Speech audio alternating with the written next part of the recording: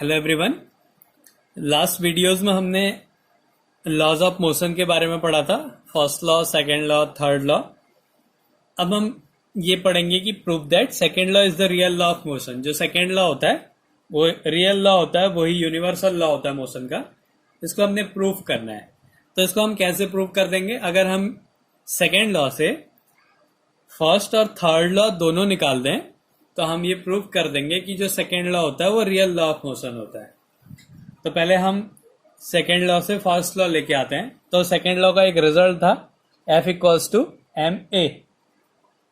F equals to M A. हमें एक equation, जो इक्वेशन ऑफ मोशन होती है उसमें होता है V equals to U plus A T.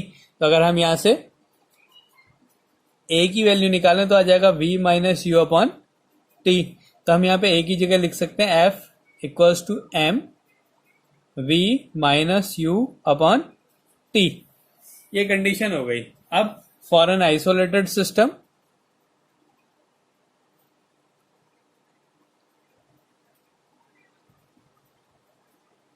Isolated system मतलब ऐसा सिस्टम जिसमें कोई भी फोर्स नहीं लग रहा हो, उस पर लगने वाला नेट फोर्स जीरो है, कोई एक्सटर्नल फोर्स ना लग रहा हो। तो अगर हम सिस्टम को आइसोलेटेड कर देते हैं, मतलब उसमें कोई फोर्स ना लगे, तो क्या हो जाएगा? एफ की वैल्यू जीरो हो गई, equals to M V minus U upon T. तो इधर उधर पहुंचा देंगे तो क्या आ जाएगा? v minus U equals to zero. इससे क्या मिला हमें? v equals to U. तो ये क्या हो गया? फर्स्ट लॉ हो गया। ये फर्स्ट लॉ क्या कहता है? अगर किसी ऑब्जेक्ट, कोई बॉडी रेस्ट में तो रेस्ट में ही रहेगी, मोशन में तो मोशन में ही रहेगी, जब तक उसमें कोई एक्सटर्नल फोर्स ना लगे। इसका मतलब अगर उसमें कोई एक्सटर्नल फोर्स नहीं लग रहा है, हमने क्या कर दिया? फोर्स को जीरो कर दिया, तो उसकी वेलोसिटी में कोई चेंज नहीं होगा। वो मोशन में तो मोशन में ही रहेगी और एक ही कांस्टेंट वेलोसिटी से मूव करेगी। तो ये हो गया फर्स्ट लॉ। तो हमने सेकंड लॉ से फर्स्ट लॉ को प्रूव कर दिया। क्या किया? ए की वैल्यू रख दी, फिर आइसोलेटेड सिस्टम ले लिया, मतलब कोई फोर्स नहीं लग रहा है। कोई फोर्स नहीं लग रहा है तो उसकी वेलोसिटी में भी कोई चेंज नहीं हो रहा है। तो इसका रिजल्ट हो गया। तो इससे प्रूफ हुआ कि जो सेकेंड लॉ है उससे फर्स्ट लॉ हम निकाल सकते हैं। अब हम थर्ड लॉ को सॉल्व करेंगे तो इसके लिए एक कंडीशन लेंगे। दो बॉडीज हैं, एक दूसरे में फोर्स लगा रहे हैं। माना ये दो बॉडी हैं, ये एक दूसरे पे फोर्स लगा रहे हैं। ये बॉडी ए है और ये बी है। तो जो ए बॉडी बी पे फोर्स लगाएगी वो हो गया एफ ऑन बी बाई ए। तो जो बी पे फोर्स लग रहा है वो हो रहा है एफ बी ए, और बी जो ए पे फोर्स लगाएगी, रिएक्शन जो लगाएगी, एक्शन रिएक्शन है, ये इस पे एक्शन कर रही है, माना एफ बी ए, तो बी ए पे रिएक्शन करेगी F on A by B. तो ये होगा इसके एक्शन और रिएक्शन फोर्स। अब अगर हम जो फोर्स में चेंज हो रहा है, अगर फोर्स लग रहा है तो उसमें मोमेंट, वो क्या होगा? मोमेंटम के रेट चेंज के इक्वल होगा। हमने पढ़ा है सेकेंड लॉ में, F equals to DP upon D T. यही होता है second law.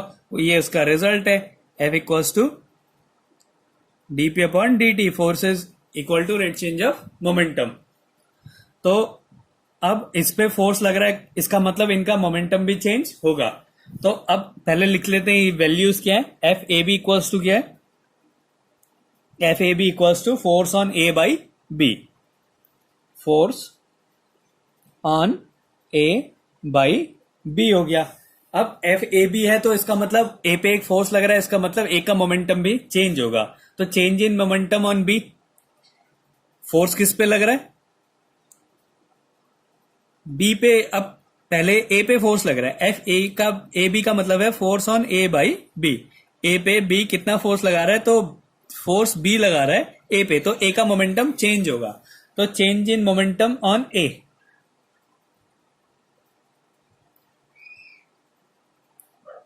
Momentum on A, A का मोमेंटम कितना चेंज हो रहा है? तो F A B equals to हो जाएगा डी पी, किसका चेंज करना है? ए का चेंज करना है, अपॉन डी टी। माना उसका जो मोमेंटम जो चेंज हो रहा है वो पी ए हो रहा है, और बी का जो मोमेंटम में चेंज हो रहा है वो पी बी हो रहा है।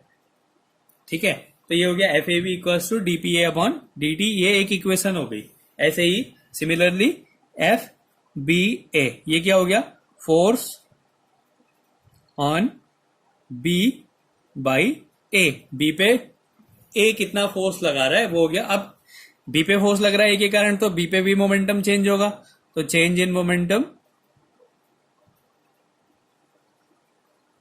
Change in momentum on B. तो बी का मोमेंटम कितना चेंज हो रहा है, माना वो हो रहा है डीपी, जो मोमेंटम का चेंज हो रहा है D P B upon D T.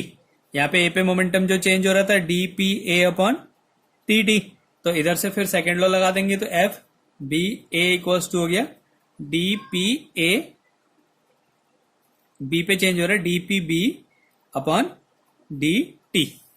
तो ये हो गया इसका चेंज मोमेंटम। ये सेकेंड इक्वेशन हो गई। अब इन दोनों को ऐड कर देते हैं, एडिंग 1 and 2, तो क्या मिला हमें, F A B plus F B A equals to हो गया D P A upon D T plus D P B upon D T. तो यहां पे आ गया D upon D T P A plus P B, तो ये आ गया F A B plus F B A की value, F A B plus F B A की वैल्यू हो गई DP A plus DP B. अब क्या है कि अगर सिस्टम आइसोलेटेड है तो उसका रेट चेंज ऑफ मोमेंटम 0 होगा। फॉर एन आइसोलेटेड सिस्टम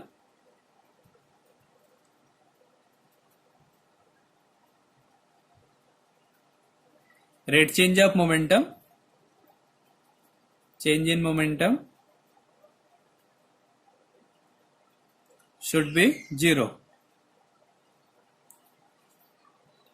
तो जो चेंज इन मोमेंटम है वो 0 होगा। ये चेंज इन मोमेंटम में ये क्या होना चाहिए, 0 के इक्वल होना चाहिए, मतलब F A B plus F B A equals to 0। ये भी ऐसा भी कह सकते हैं कि जो उन पे फोर्स लग रहा है वो 0 होगा, जैसे पहले वाले केस में लिया था आइसोलेटेड सिस्टम, मतलब एफ जीरो है तो मतलब उसका जो चेंज इन मोमेंटम है वो भी 0 होगा। तो यहाँ पे मोमेंटम को 0 कर दिया, F A B plus F B equals to 0 आ गया। तो इसका मतलब क्या मिला, F A B equals to minus का एफ बी ए। यही क्या है हमारा थर्ड लॉ है कि to every action there is an equal and opposite reaction. तो इस तरीके से हम प्रूफ करते हैं कि second law is the real law of motion. तो we can find first and third law by second law, therefore second law is the real law of motion.